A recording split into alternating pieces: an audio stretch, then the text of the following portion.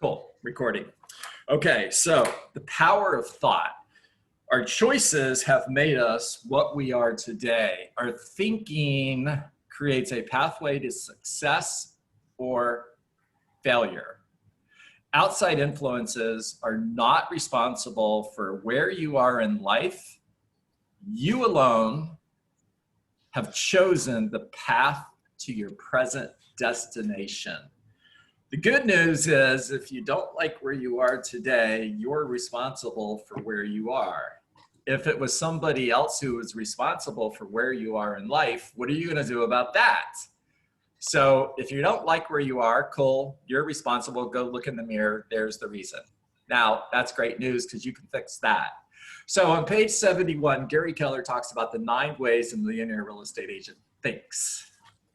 And number 1, think powered by a big why.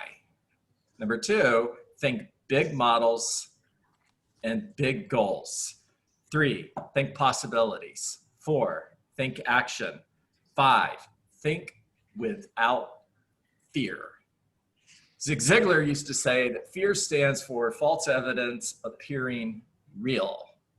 Bold law, fear or faith, you choose. Now, when it comes to the conversation of fear, when it comes to the topic of fear, my thought on this is faith is not the absence of fear. Faith is having fear, feeling fear, and going forward anyways. You're going to have fear. If you're not experiencing fear, then you're not thinking big enough. The bigger you think, the more fear you're going to deal with and move forward anyways. The only way to get to your goal, the only way to get to your destination is to go through fear. Can't go around it, can't go over it, can't go under it. You have to go through it. All right. 6, think progress. This is what I mean when I'm talking about focus on the activities and ignore the results. Because when you focus on the activities, you choose whether or not you succeed or not. In other words, my activities are 3 hours of lead generation a day. My number 1 job is lead generation focused on new business. And until my one thing is done, everything else is a distraction. Everyone else is a distraction. And thinking progress means day 1, I hit my standard 20 contacts. Day 2, I hit my standard 20 contacts. Day 3, I hit my standard 20 contacts. And even if I'm not getting the results I want, I'm making progress. When you are on a journey with a destination that is assured, the way you get to that destination is 1 step at a time. This is not Star Trek. You cannot get in the beam me down Scotty thing and get beamed directly to your goal. That doesn't exist. Trust me, if it did, I would do it. 7, think competitively and strategically. Play checkers, not chess. Always think 2 or 3 steps ahead. Number 8, think standards. And 9, think service. So Gary goes on to share in page 72. Over the years, whenever I consulted with agents, I always probed for the ways they thought. When they would tell me about their current production level, I wouldn't pronounce it as good or bad, but simply asked, how do you feel about that? I asked them why they chose real estate and what kept them going. Before 30 minutes was up, I could usually identify at least one of the 9 ways that had evaded them. So think powered by a big why. We've discovered that the one thing all high achievers have in common is they are working for a big why. The big why is about having a purpose, a mission, or a need that in turn gives us focus. So what's your big why? Do you know what your big why is? And your big why today may be different than what it was a year ago. By the way, your big why today may be different than what it is a year from now. And I'm going to hit the chat so I can use your comments because I see Victoria's chatting. She's talking about the confirmation for Aaron Kaufman. Cool. I can tell you that my big why has changed many times over the years, right? And I also would tell you that you can have several smaller whys that add up to a big why. So let's go through a big why exercise. Somebody just take yourself off mute and say hello, John, because I'm going to take you through an exercise. Hello, John. Hello, Sean. Diana was first. Diana, so Okay. you and I are standing on two different sides of a chasm. It's about a 10,000 foot drop. And there's maybe 100 feet across. And there's this rope bridge that is old, and I'm not crossing that bridge. If I do cross that bridge, first of all, I'm afraid of heights, so I'm not crossing that bridge. Now, you're on one side, I'm on the other. Diane, I've got $100. Are you crossing that bridge? No. Yeah, you took way too long to think about that, by the way. I've got $1,000. Are you crossing that bridge? No. Yeah. No. Now I've got $100,000. Are you crossing that bridge? Still, it has to be no. I'm not. Now think of somebody. I'm scared of heights too, so yeah, I'll starve. There you go. Think of someone you love. Oh, fly. Think of someone you love. Give me a name. Oh, my husband. What's your husband's name? Stephen. Ethan. I'm standing on the other. Say it again. Stephen. Stephen. Got it. Sorry, I got you married to the wrong guy. So I'm standing on the other side of the bridge with Stephen.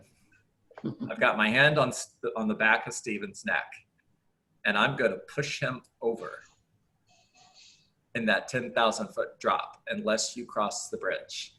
Are you crossing the bridge? Absolutely. There you go. There you go. Right? And then I'm going to beat the shit out of you. Yeah, you should. Yeah, you should. Thank you for that. So some of you know the story, some of you don't. And when I got my real estate license in 2002, I got my license because my wife wanted me to get my license. I really didn't want anything to do with real estate. I had a job. I was doing really well. I was making good money. I was working in sales, and I was a trainer for a company out of Dayton, Ohio. I lived in Florida, Clearwater, Florida to be exact. And I had worked for this company for more than 10 years. I was doing really, really well, except I was bored and not having fun. My wife said to me, she said, "You really don't like what you're doing, do you?" And I said, "No, not really, but it pays the bills." And she said, "You should get your real estate license." Now, my response to that was, heck no, I don't want to be a realtor. Why would anybody want to do that? And then I read Tom Hopkins' book, How to Master the Art of Listing and Selling Real Estate. And I realized, wow, you can make a living listing homes for sale. This sounds kind of interesting. I think I might be interested in that. So I get my license and I'm just dabbling. In my first 6 months, I had sold one home. Crushing it, right? Yeah, sarcasm. And then I get a call from the owner of the company in Dayton, Ohio, and he said, "We don't want you selling real estate anymore. We think it's distracting you from your job. We want you to give that up." Now, keep in mind that I had already talked to them ahead of time and let them know these are the owners of the company. By the way, I was a 10% owner of the company also. And we had agreed that real estate was extra income and it would be okay if I got my license. Cool, everybody agrees. Except 6 months later, they don't agree. And it comes down to an ultimatum. And the ultimatum is either quit selling real estate or I'm gonna fire you. Now, I said, cool, give me the night, let me think about it. So I went home that night and I got an email from Gary Keller. True story. Now, I'm thinking I'm the only person in the company who got this email, right? And at the time, we weren't 180,000 agents like we are today. It was about 15,000, maybe 20. And everybody got this email, right, Angel? It wasn't just me. But of course, I think I'm the only one who got the email, Dave. And the email is a story about a man who was climbing a mountain in the middle of the night. Now, why you would do that, I have absolutely no idea. I mean, Michael, why in the world would anybody climb a mountain in the middle of the night? It seems kind of silly, right? Mm-hmm. But it's a story. And he falls. Now he's got this rope tied around him, and the rope saves his life. And he's hanging. And he's hanging onto this rope. And he cries out for help. And the voice comes back, let go of the rope. He's like, I'm not going to let go of the rope. If I let go of the rope, I'm going to fall and die. And the voice comes back again and says, let go of the rope. He's like, nope, not let go of the rope. He is hanging onto the rope out of fear. Now that's important, Louise. That's a big part of the story. He's hanging onto the rope out of fear. The next morning, a group of hikers come along and they find this guy still hanging onto the rope, Alex, and he's 3 feet from the ground, frozen, dead. And the caption in the email says, what are the ropes that you're hanging onto out of fear? And I thought, holy cow, Gary Keller is talking to me. You see, that job in Dayton, Ohio was the rope that I was hanging onto out of fear. And I thought, cool, it's a divine message. So I called the owner of the company in Dayton, Ohio, and I said, okay, cool. If you're going to fire me, but I'm not going to quit selling real estate. By the end of the day, I was fired. Now, at the time, Colin was 5 years old. Lacey was 6 months old. Mortgage payment, car payments, bills.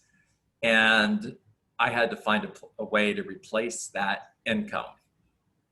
So I went in and talked to Marcola. She was a team leader in Clearwater at the time. And I said, Mark, I need you to show me how I can make over $200,000 a year selling real estate. Now, remember at the time I had sold one house. And I'm working as a listing specialist for the Gary and Nikki team on a 25% split. That means they got 75%, I got 25%. And I asked Mark to show me how I could make $200,000. So Mark sat down, he went through the economic model, and he said, John, here's what you got to do. I said, cool, I could do that. And within 6 months, I had sold 60 houses. And I went on to sell over 100 homes the next year. And by 2004, the last year that I worked with the Gary and Nikki team, we did 247 sides, with 150 of those being sellers, and I was a lead listing specialist for the team. Now, what changed? What changed from 1 home sold to 60 homes sold? You let go of the fear. Damn, I have to. Motivation. The Your one mindset. thing. All of you are correct. I was Big crystal- why. I was, Your purpose, your mindset, all of you are correct. you chose. I was crystal clear on my why. Mhm. There was no question as to why I had to hit that goal. Now, when you have a why that is that powerful, failure is not an option. So, what's your big why? Are you crystal clear on what that is? And if you're not, that's okay. By the way, remember, you could have a series of smaller whys that add up to a big why. So for example, today, my big why is not to replace the income that I was making on a previous job to take care of a 5-year-old and a 6-month-old and pay my bills. My children are 19 and 24 years old now, and we're doing okay. However, it doesn't mean that I don't have a big why. today, this is what my big why looks like, and I'll share it with you. At the very top, it's personal growth to be the best that I can be. By the way, that's a destination that I can never reach. That's a goal that I can never achieve. Because if I did, what would I do now? To live a life of significance, to leave a legacy. Butterfly effect, to change the world. To make my family proud. To live my life for God with all that I do. 10 income streams that leave $200,000 a year to my family for the rest of their life when I'm gone. To build a top 10 Keller Williams Realty International Market Center. To be a published best-selling author and in-demand speaker. Now in 2015, I stood in front of the Market Center in front of the associates in Coral Springs as a new team leader, having absolutely no clue what I was doing. And I shared our vision. And our vision was to become a top 10 market center for Keller Williams Realty International. And I shared a passage from Andy Andrews' book, The Traveler's Gift, and I shared with them that we are on a journey with a destination that is assured. And when you're on a journey with a destination that is assured, it means that you have a decided heart. You know where you're going. And if people are with you, awesome, let's go. If people are against you, you cannot care or pay attention to what they think or say, because you are on a journey with a destination that is assured. And one of the things that I've learned over the last 5 years is when you're on a journey with a destination that is assured, you're going to reach that journey 100% guaranteed. And it may not happen until after you're gone. Part of my job is to set my team up for success so that they reach that destination even if I'm not here. One of the things I've learned in the last 5 years is to become a top 10 market center for Keller Williams Realty International. It's going to take a lot longer than I thought it was going to. It's going to take a lot more work. Now, keep in mind, in 2015, we had 62 associates. We're a brand new launching market center. Today, we're over 300.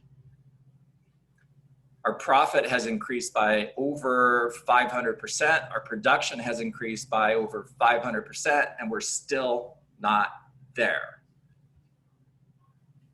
We're going to get there, though. It's guaranteed because we're on a journey with a destination that is assured. From 1995 until 2001, Tony Dungy took Tampa Bay Buccaneers from a team that had won no more than 5 games in a year in the previous 20 years. He took a team from 1995 that was one of the worst teams in the NFL to within 5 seconds of making the Super Bowl in 2001. And then he got fired. And they hired John Gruden. And John Gruden came in the next year and they won the Super Bowl. Now, did they win the Super Bowl because of what John Gruden did? Or did they win the Super Bowl because Tony Dungy set them up for success? Tony Dungy. Tony Dungy set them up for success. That was Tony Dungy's win. Mm-hmm. John Gruden just happened to be standing on the sideline. When Keller Williams Realty International becomes one of the top 10 market centers in all of Keller Williams Realty International, we will have achieved one of my big whys, and I may be there, and then again, I may not. And I'm completely okay with that because my life is significance. My life is legacy. It's not about me. All right, take yourself off mute. Talk to me. What'd you hear? You have to Your love. big why should be crystal clear. Let's go one at a time, guys. If you raise your hand, I'll call on you. If not, Alex, go ahead. John, if you remember about a year or two ago when we were doing bold class, I took you off to the side and I told you I had a big challenge of finding out what my big why was. that I'm really content with where I am, et cetera, et cetera, et cetera.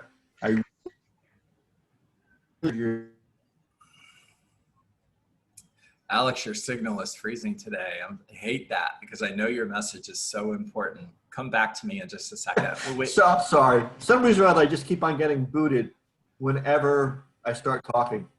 Somebody's trying to tell me something. Yep, there it goes again. Louise, talk to me. So I'm congratulations on all of that success, and I have no doubt that you're going to achieve your goal sooner than you think, probably.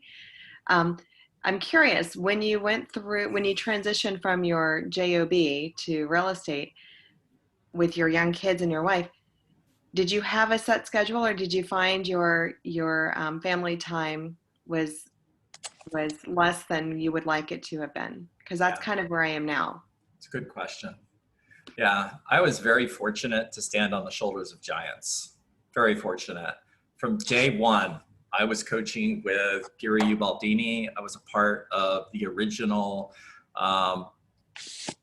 top agent mastermind group that Gary Keller had. I was coaching with Tony DeCello, with Diana Kokoska, and I was learning from the best. And one of the things that I learned, Louise, is to time block, focus on my 20%, and let everything else go. And by the way, part of your 20% is family time. And just like you have 20% at work, you have 20% with your family. So for example, when Colin and Lacey were younger, part of my 20% was to take my son fishing. It went in my calendar. Quality time with my children went in my calendar. Sitting on the couch and watching TV with my son playing on the floor in front of me is not 20% time with my son. We just happen to be in the same room. Every Friday from 1 o'clock until I went to bed was Lacey's time. And it was in my calendar, and I would show her, I'm going to pick you up from school. We're going to go to the movies. We're going to go bowling. We're going to have fun. It's 20% time. Time off was part of my 20%. That went in my calendar before appointments did. Now, that doesn't mean that you're never going to be out of balance, because Gary Keller talks about there is no such thing as balance. What you have is counterbalance. So you're going to get out of balance from time to time, Louise. In other words, you're going to be more focused on your business and out of balance with your family for a period of time. But the key to this is getting back in balance with your family, and that's counterbalance. Sean. Yeah. Sean Cook. Hang in there, Louise. You've got this. Sean Cook. Hey, John, how are you? Yes, sir. I'm good. I heard that story and I literally almost wanted to cry because, I mean, it's exactly, I mean, your story is almost identical to mine. You know, I'm in the process of trying to let go of my rope and leave the business I've been in for 13 years. And, you know, so that's, it's just about time now to do it. Yeah. It's a big step. Yeah. I have a 5-year-old and a, you know, young family, bills just the same way. So I'm really struggling with that and figuring out that transition. I hear you and I feel you. I've been there, of course. And all I can tell you is, let's go back to what we talked about earlier. Think without fear. I would just change that a little bit, because I don't think it's possible to think without fear. I would say do in spite of fear. Mm-hmm. You have to go through fear in order to get to the destination that is assured. Right. You've got this. I promise you, you've got this. And if you need help creating a plan in order to make this happen, call me. We'll sit down and make it happen. Great. Okay. Alexandra. Ali? Ali has her hand up. Can you hear me? There we go. Hi, Ali. All right, all right. Trying to lower my hand and my phone just went everywhere on me. You know, goals are scary. Sometimes you're more afraid of what you could possibly do because you're afraid to fail, of course. And yes, having organization is always a good key. But if the why is really, really just a half-ass why, it isn't going to happen anyways. So I cannot recall for the life of me if it was Jim Rohn who said it, but it could be someone else. If someone else finds out, please let me know. But it used to always be, you got to go for the why that makes you cry. If it doesn't make you cry, it really isn't your why. It's just your maybe. And maybes get left behind. You probably need only what, $20,000 a month to survive. But when you start writing it down, you actually have to come with a plan of how you're going to get there outside of a job or outside of the current business that you're doing. Because you know it's comfortable. It's there.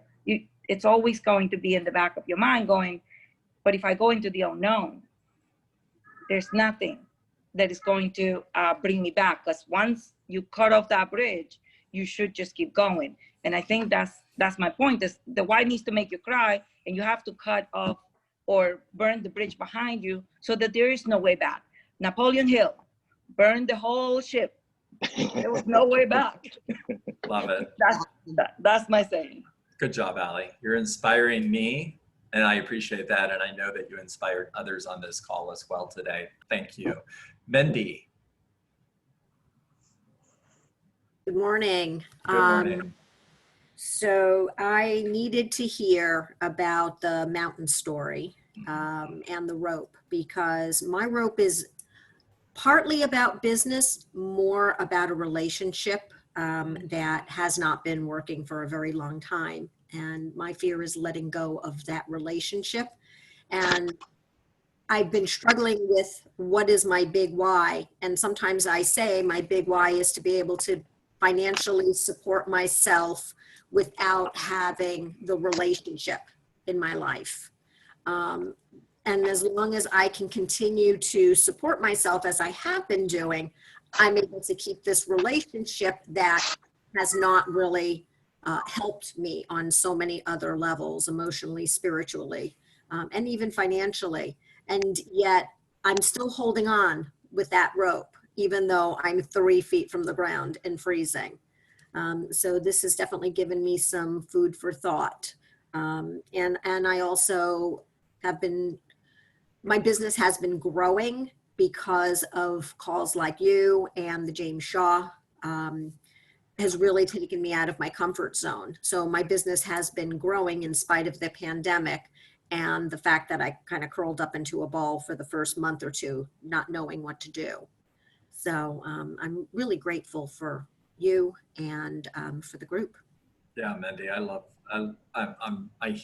love that you shared that. If you need to reach out and have a conversation, reach out to me, 727-686-0404. I'm here to help, 727-686-0404. I'm here to help. And I certainly don't want it to be the reason or part of somebody's relationship decision, but I'm just going to tell you this. The gentleman who fired me in Dayton, Ohio, did me a favor. He absolutely did me a favor. I should send him a thank you card. I should invite him over for dinner. I am extremely grateful for the day that he fired me. Only job I've ever been fired from. By the way, I didn't even know that you could get fired from a company that you owned, and you can. And oh boy, that story is even longer, trust me, and we don't have time. So guys, great call today. I've got just one quick question for you. We'll come back tomorrow and talk about it, and again on Friday, because we need to make a decision by Monday. This call is not going away. Remember, I've been doing this every day for 5 years anyways. I'm just gonna keep doing this on Zoom. My thought is I'm considering moving it to 8 a.m. starting Monday. The only reason I started at 8:30 was not to interfere with James Shaw's call. And now that James is no longer having his call at 8 a.m., I am thinking about moving this to 8 so that all of you can get into lead generation earlier. So we'll come back tomorrow and talk about that. and time to get into action. It's 20 contacts, Growth. not 19, not 18 contacts. It's 20. It's a standard. Think standards. That's one of your standards. Schedule at least one face-to-face appointment every single day with someone who's thinking of selling their home or thinking of buying a home. It doesn't matter if it's 30 days from now, 6 months from now, or a year from now, because you're going to be listing homes a year from now. That'll put you face-to-face with 250 potential buyers and sellers in the next 12 months. Next, follow up forever. Reject rejection, and no is not a word that lives in your vocabulary. Send 5 handwritten personal notes today and make it a great day, everybody. Thank you, John. Thank you so Thank much. you, John.